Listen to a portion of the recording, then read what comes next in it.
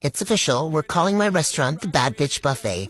And on today's menu, we're making stuffed Cajun chicken. This is also a celebration video because we had 500,000 followers. Mama, I made it. Thank you guys so much. I can't believe you guys actually like me. Anyways, let's get to it. I got my chicken breast and I marinated it in my mom's entire spice cabinet and I set it aside for about an hour or overnight.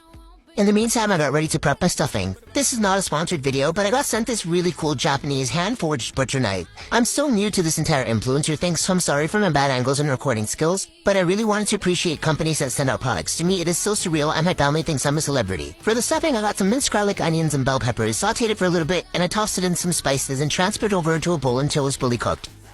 In the same bowl, I added some cream cheese and Parmesan and mixed it, and that's basically the stuffing. Okay, real question, guys. Am I wrong for being mad at my man because he said happy birthday to another girl? Because, why are you happy? Why are you happy that she's born? Seems a little sus to me. So I basically just added more salt in his food because I was mad. Anyway, so I got the chicken and I cut a little pocket, and in the pocket I stuffed it with the cream cheese that we made. Try not to overstuff it because you don't want it to leak. And in a pan, I basically fried it on both sides. Once it was fully cooked on both sides, I put it in the oven to bake for about 15 to 20 minutes, so it's fully cooked inside.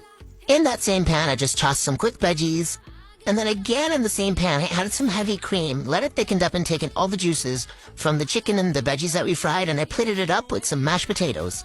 And that's pretty much it. And when you make this and someone asks you where it's from, just say it's from the Bad Bitch Buffet. On a serious note, thank you guys again so much for 500,000 followers. It feels so great to prove people wrong, because I always had people around me that told me that I couldn't do it, and lo and behold, here we are. So thank you and enjoy.